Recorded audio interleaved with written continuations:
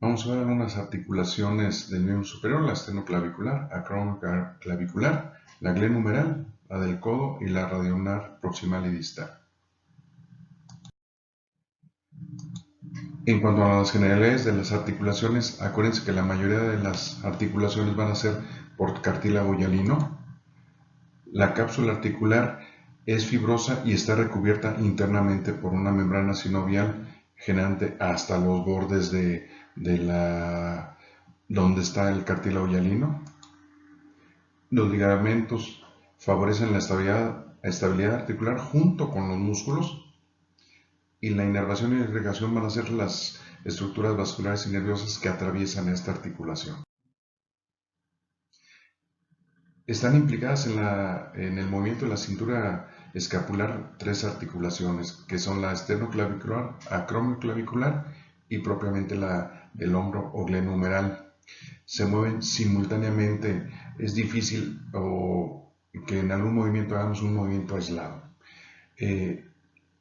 Para que sea muy funcional el hombro, se necesita el puntal de la clavícula que separe o aviente nuestra escápula alejada del tórax para tener la libertad del hombro y de nuestra extremidad superior. Y los movimientos que se realizan en esta articulación sería la elevación, la depresión, la protracción, la retracción y la rotación. En cuanto a la articulación esternoclavicular, es de tipo sinovial o encaje recíproco, o también llamada silla de montar, pero realmente funciona como si fuera una articulación esférica. Está dividida por un disco articular fibrocartilaginoso que divide en dos porciones esta articulación, y está estabilizada o se mantiene muy firme por los ligamentos anterior y posterior esternoclaviculares, el interclavicular, que va de una clavícula a otra, así como el costoclavicular, que es de la parte inferior de la costilla hacia el primer cartílago costal y la primera porción ósea de la primera costilla. Es sólida y raramente se luxa. Puede haber alguna lesión muy próxima a la articulación, sobre todo en los jóvenes, pero realmente es muy raro que se luxe. Y tiene una gran movilidad. Si funciona como si fuera una articulación esférica, pues entonces tiene todo el rango de movimientos. La articulación acromioclavicular es una articulación plana o tipo artrodia. Está cubierta de fibrocartílago y tiene un disco articular incompleto o en forma de cuña.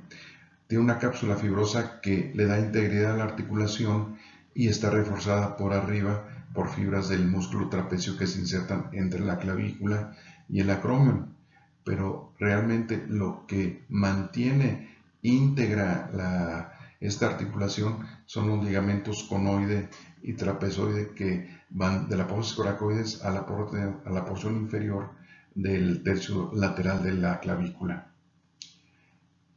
Realmente el acromion rota o se desliza sobre la clavícula, que está entre comillas fija, y realmente no hay un músculo entre ellos que haga o participe en los movimientos de esta. En cuanto a la articulación glenohumeral, es entre la cabeza del húmero y la cavidad glenoidea y el rodete glenoideo. Es una articulación sinovial tipo esferoidea.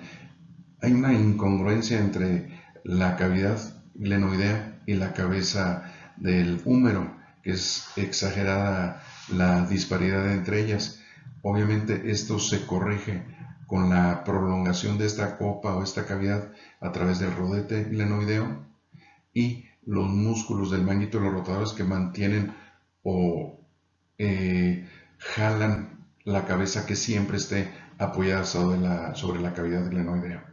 Su cápsula articular debe ser laxa para tener la disponibilidad o la facilidad de que tengamos movimientos y no nos limite estos. Y obviamente en la parte inferior es donde va a ser mucho más débil, porque es cuando elevamos nuestra extremidad.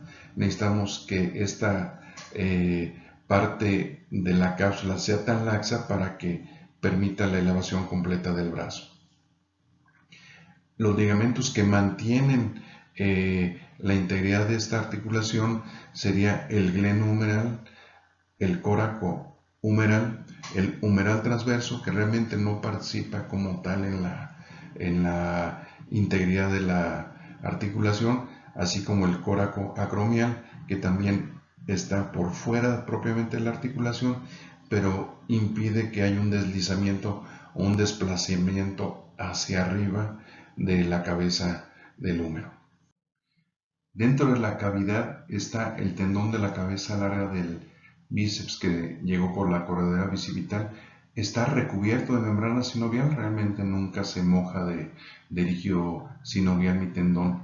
Un poco posterior a él está el tendón del supraespinoso, que está recubierto por una bolsa subacromial, que esto facilita los movimientos de abducción del brazo sin que se lastime mi tendón contra el acrómio. Esto permite un deslizamiento que sea funcional y que no impida o que se lesione o que retarde o retrase esto. En cuanto a los movimientos que tiene la articulación, realmente es en cualquier sentido, ¿verdad? Tanto la abducción como la aducción, la flexión y la extensión, así como la rotación. Cuando hacemos una rotación lateral de mi brazo, incrementa mi abducción. Eso lo pueden hacer ustedes. Hagan una rotación interna y van a ver que ya no pueden o se limita mucho la elevación de su brazo. Si hacemos la rotación lateral, podemos continuar haciéndolo. En esta articulación, por supuesto que para la movilidad o incrementar esto, participan la articulación esternoclavicular y la acromioclavicular. La articulación del codo es una sinovial compuesta por dos porciones. Una sería entre la porción propiamente troclear del húmero y la escotadera troclear de la ulna, y por otro lado la articulación entre el capítulo del húmero y la porción excavada de mi cabeza del radio. Esto permite una flexión y extensión, así como una rotación de la cabeza del radio sobre el capítulo. Los principales flexores y extensores del brazo atraviesan la articulación y la cápsula articular es laxa para permitir estos movimientos y está reforzada por ligamentos. En la porción lateral está reforzada por el ligamento colateral radial y por el ligamento anular que está sobre la cabeza del radio, y en la porción medial un ligamento en forma triangular que tiene tres porciones, una anterior, otra posterior y otra oblicua. Estos mantienen la integridad o facilitan que haya una flexión y una extensión de mi articulación,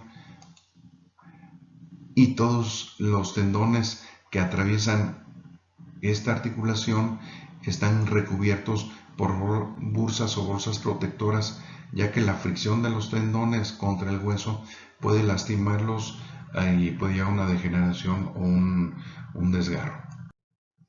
La articulación radioulnar proximal es sinovial y de tipo trocoide entre la cabeza del radio y mi escotadura radial de la ulna. Es continua con la cavidad articular del codo y es mantenida funcionalmente por el ligamento anular del radio, que la mantiene siempre en esta posición, y está revestida de membrana sinovial para lubricarla. Aquí se dan a cabo los movimientos de pronación y supinación para llevar mi cabeza de radio sobre la parte distal, del radio sobre la cabeza de la ulna, y mostrar la porción posterior o dorsal de mi epífisis distal del radio. Los dos movimientos se llevan tanto por la pronación por el nervio mediano a través de la inervación del músculo pronador redondo y pronador cuadrado, y la supinación es llevada por el nervio músculo cutáneo que inerva al bíceps braquial, y por el nervio radial a través de la inervación del nervio del músculo supinador. La articulación radioulnar distal también es una articulación de tipo trocoide,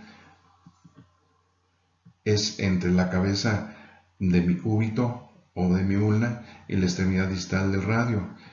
Entre ellas hay un disco fibrocartilaginoso que separa la cavidad articular radiocarpiana propiamente de la radioulnar distal, y hay un pequeño receso sarciforme donde se guardan el líquido sinovial y también permite el movimiento de esta articulación. En esta hay un deslizamiento o un desplazamiento de mi extremidad distal del radio sobre mi cabeza del cúbito que está relativamente fija. Cuando hay un giro anteromedial de mi radio sobre el cúbito, ese será el movimiento de supinación.